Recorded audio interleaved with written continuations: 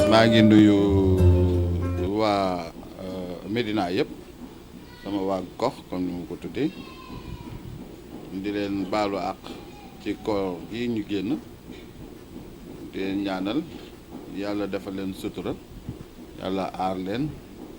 yàlla defal leen lépp li nga xam ne moo gën suñu commune. man nag maay Cheikh Ahmed Tidiane Faye di responsable politique di conseiller spécial du Cheikh Ahmed Tidiane Ba au niveau de la cellule d'appui au triomphe du Benno ñu gën ko xamee ci CATB. di gërëm sama waa mouvement muy CATB ci kaw turu le président Cheikh Ahmed Tidiane Ba di gërëm waa coalition Benno Bokk Yaakaar bi nga xam ni foofu lañu jonk ñun ñëpp ci kaw turu le président Macky Sall son excellence Macky Sall di secrétaire général APR di nuyu ñëpp daal mbas mi nga xam ne vraiment moo sonal ñëpp indil ñëpp problème te dal suñu kaw muy ndogalu yàlla boo xam ne dañ ko nangu parce que dañ ne jaam day nangu ndogal te ndogal bi mu ñëwee nag nangu nañ ko war a génne ay stratégie yoo xam ne moo ñuy tax ñu aar ko. Dans un premier temps le président Macky Sall décrété na woon ñu dem ci benn confinement benn semi confinement boobu mu indi ay résultats yu probants yu baax parce que confinement boobu moo tax ba nga xam ne fa mu waroon a yeggu fa parce que ba ñu jógee rek président ne nañ dem confinement décrété ñu dugg biir confinement état d'urgence loolu moo tax tey ba nga xam ni le Sénégal ne tourne pas autour de 5 000 ou 6 000 cas. C'est vrai que nous montons crescendo mais ça atteindre gu ñu pic bi mais bu ñu atteindre pic bi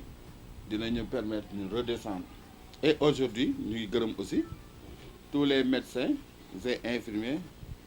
corps de la santé en général avec le ministre Abdoulaye Diouf Sarr. Beneen bi aussi nous avons remarqué que l'État a pris ses responsabilités génne 1000 milliards de francs CFA pour dimbali askan 1000 milliards yooyu nag muy subvention boo xam ne dañ ci jëndoon ay denrées jënd ci yëpp naam yéex na mais liggéey balaa moo baax il faut que muy yéex parce que commune bu nekk dinañ xool le nombre de personnes yu fa nekk de familles yu fa nekk wala leen jox ku nekk ñaari saaku ceeb ñaari bidon diwlin ak saabu. loolu muy firnde ni encore ni aussi dafa war a am benn concertation boo xam ne du doon affaire politique dafa war a doon affaire médinois parce que médinois yi ñoo war a jël tous les leaders politiques tous les leaders yi nga xam ne ñoo nekk ci commune bi non politique aussi et même société civile tout le monde ñi nga xam ne ñoo fi nekk ñoo war a nekk ci benn comité boo xam ne dañu war a jonkontoo xool li nga xam ne mooy saytu fi ñu war a dimbali les zones vulnérables et les personnes vulnérables ba pare ñu xool yan famille la ñu war a dimbali en premier avant ñu ci teg ñëpp. Vous voyez c'est ce qui manque ici parce que aujourd'hui les rubriques yi nga xam ne moom la ñu cité woon c'est vrai on en a parlé ñëpp wax nañ ci waxaat nañ ci mais le préfet le sous-préfet fa mu nekk ba léegi ma nga fa nekk mooy tant que affaire bi jaarul ci yoon il peut pas permettre aux Médinois d'accéder à ces subventions parce que ça aussi man dama ko ci naw te dama fonk ci lool muy def noonu fonkaale ci nag les conseils municipaux yoo xam ne dañ ne leen du ñu accéder parce que li Macky Sall wax alléger toutes les procédures pour que aujourd'hui nit ñi mën a dugg maire yi mën a communes yi mën a dugg directement ci subvention yi jot ko loolu bu fekkoon ne woo nañu ñi nga xam ne ñoom ñoo ko sàlloo mais les conseils municipaux ñu waxaat le maire tënk ko bu gaaw a loolu dafa di loo xam ne dinañ ko régler ñu dem parce que personne n'est dupe ici ce qui est clair et net nit ñi xam nañ ko ce qui n'est pas clair et net je fustige et que bëgguma nit ñi dox loolu parce que nit ñu yaree ñun waa Médina mooy et que c'est vrai il y a beaucoup de problèmes mais dans la pauvreté il y a la dignité dans les problèmes il y a la dignité parce que boo amee dignité ñu yare la noonu ak ay valeurs am na yoo xam ne même booy bëgg a dee sax da nga koy teg ci yoon. volet éducation au niveau de la commune ñëpp xam nañ ne dafa am ay problèmes déjà les écoles publiques yi nekk au niveau de la Médina ngeen baal ma terme bi le maire qui est là daf ko charcuter. Nous voyons que à l'école Médina 2 ou je pense 2 moo nekk parc automobile maintenant ah faat nañu benn école pour def ko parc automobile def fa ay chariot lié ko usine glace xam nga loolu ça je dis que même bu ko maire bi defee tamit bon la Médina je peux dire que ne a un problème avec ses intellectuels parce que ñooñu jàngee foofu ba am benn niveau bi waroon nañ ko attaquer depuis foofu. Aujourd'hui nous avons beaucoup de ministres, beaucoup de directeurs généraux. On a aussi des cadres aussi un peu partout dans le monde yoo xam ne ñi ngi tourné ah di dem mais ñooñu noonu ñi ngi jàngee ci école Médina yi ngay gis wala Gibraltar wala Soumbédioune et autres. Personnellement gis naa ko parce que dañu demoon ci daju le ministre Seydou Gueye man maa ngi fa woon man ak le DG de la CDS Cheikh Ahmed Tidiane Ba muy sama président. Il y avait le maire Bamba Fall qui est le maire de la commune. Et le ministre Seydou Gueye bañ fa toogee nag di waxtaan bi ñu fa jógee man bi may dem damaa gis kay ay camions des camions militarisés ah mu nekk sous escorte de la gendarmerie est-ce que comprendre nga ñu jubal yoonu mairie bi ma topp leen ma ñëw ba ci mairie bi ñu gaare ñii dugg Douta Seck yeneen yi ñu yóbbu leen ba Gibraltar mais sama xel dal na ci loolu. C'est vrai que maire bi mu ko jotee ba léegi communiqué gul waxul ne jot naa parce que boo nekkee ay nit xam nga la communication ah la communication loo mënti def ci àdduna moom moo lay jox les intellectuels disait que ne boo ñëwee affaire politique booy lañ lay saaga ndey nga dem mais loolu stratégie la oui stratégie la ñi fi nekk bu ñu bañee nga laal ñi ci nekk boo ne waree ñëw dañ lay saaga ndey mais saaga ndey nag ku bëgg a def dara wala ku bëgg a liggéey sa gox da nga koy nangu d'abord dinañ la wax sàcc nga dinañ la wax ju bon dinañ la saaga mais la ngay xëccu moo la koy jaral. Maintenant je vois que nous communiquons beaucoup sur les réseaux sociaux man ak samay morom et tout le monde et que may gërëm les conseillers municipaux qui sont sortis pour fustiger la démarche du maire. Parce que loolu conseils municipaux yi ñoo gënoon légitime pour def ko ñun bu ñu ko defoon dañ naan non ñi ay opposants la ñu dañuy politique et consort mais ñi nga xam ne ñun ñoom la ñu fal ci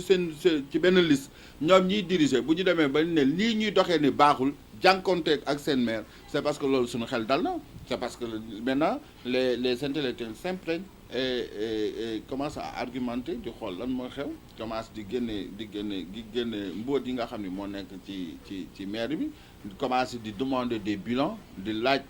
les marchés tel pavage yi marché boobu naka la demee naka la ñu doxee chinois yi nga xam ne ñoom la ñuy gis Médina ban contrat la ñu am ak ban type de contrat la war nañ ko mën a xam bon usine bi defar pavage bi kan moo ko moom ak ban façon link la am ak mairie bi donc vous voyez maintenant on a vu que ne ñi ngi tos jàkk yi nekkoon rue 25 yooyu yëpp maire baa ngi koy tas di ko def ay cantine pourquoi mu ngi koy tas lan la ci war a def ak lan la ci war a jublu loolu léegi maintenant les gens se posent des questions et ñu ngi ci yee nit ñi ñaa ngi xool maintenant on avait vu que il y avait 50 millions de budget boo xam ne pendant 3 ans ñu ngi ko doon jox ASC yi te ASC yi musuñu ko jot pourquoi musuñu ko jot et tout ça donc il y a des pré-bilans qui se fassent qui va nous permettre demain que maire bi rendre des comptes parce que aujourd'hui loolu mooy li nga xam ni moo xew léegi Médina bàyyeetuñu politique bi ak gestion commune bi ak ñi nga xam ne waruñu ko yor léegi tout le monde s'imprègne dedans ñëpp a ngi wax dans les réseaux sociaux ñi ngi faire comprendre à tout le monde que ne y a des problèmes et les problèmes il faut les résoudre à mon avis. waaw léegi Cheikh bi ñu bëggoon laaj léegi yow candidature Cheikh Ba à la mairie te dégg na nit ñi naan moom fonction bi mu occupé nii mënul présenté wu pour nekk maire te dégg nañu ko toog si interview moom mu ne si les Médinois la wër dina ma jaral ma sacrifié wu tey pour dem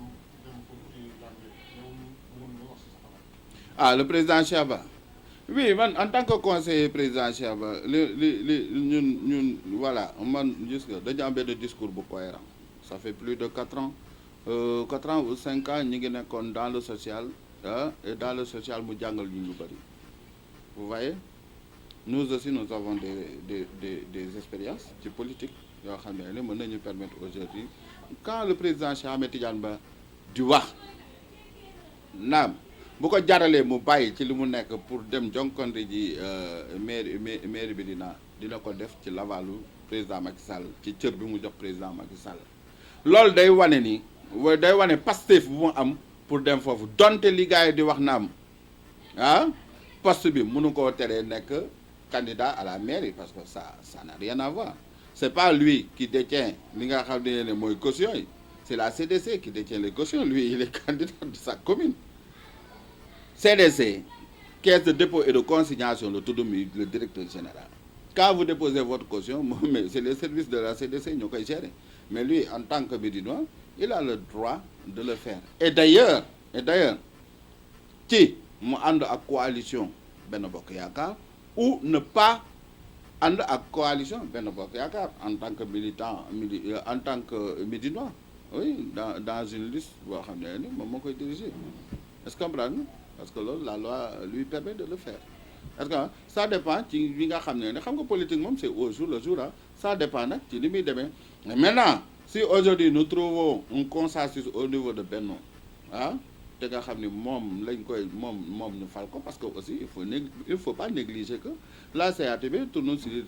8700 et quelques en tant que c'était l'ex-secrétaire général xam naa li ma lay wax xam naa ñaata cellule la ñu amoon est-ce que comprendre nga xam nañu ñan ñoo fi nekk xam nañu lan la ñu am donc nous xam nañu ne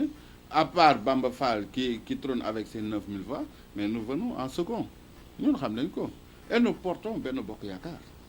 loolu tout le monde le sait le président Macky Sall xam na ko tout le monde xam na ko képp kuy def politique xam nga ko donc fort de cela politique nag fulla ak fayda la fort de cela ñun xam nañu les conseillers parce que ak moom li ñuy waxal moom mooy nekk nag suñu cër dañ koy jël ba mu mat sëkk Médina parce que bu fekkee ne da nga judd ci gox nga gis nga ne la muy dox baaxul da ngay jël sa cër nga conquérant waxal waa Médina ne leen ne lii kat ñoo ko moom dañ koy jël te dañ ko war a jël maintenant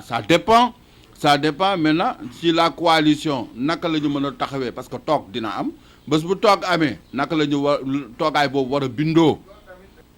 pour définir ñun naka la ñu war a def pour dem mais il faut compter sur Cheikh Ahmed Tidiane Ba pour les prochaines élections. oui mais xam nga ñun social suñu yëf la parce que ñun depuis fort longtemps dañuy cotiser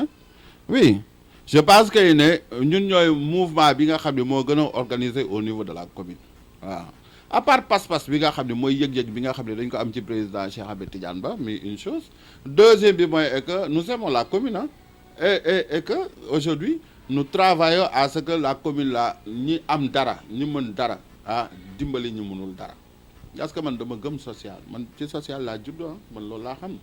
donc aujourd'hui lépp li ñu yàlla may te ñu koy mën dañ koy bokk ak waa Médina donc partant de là nous avons des gens qui sont nantis qui sont très bien qui sont nantis qui sont là nous avons les Gorgui Ndoye nous avons les Badou Santos Youssou Diallo et tout le monde nous avons des gens yoo xam ni qui peuvent décaisser Cheikh Seck le grand Cheikh Seck et tout le monde mais yéen loolu rek ngeen gis mais ay hôpital yi ngay gis nii comme hôpital bi nekk en face de chez moi mais matériel bi fa nekk Elisabeth Diouf matériel bi fa nekk yëpp climatiseur yi fa nekk yëpp mais ñun ñoo ko jënd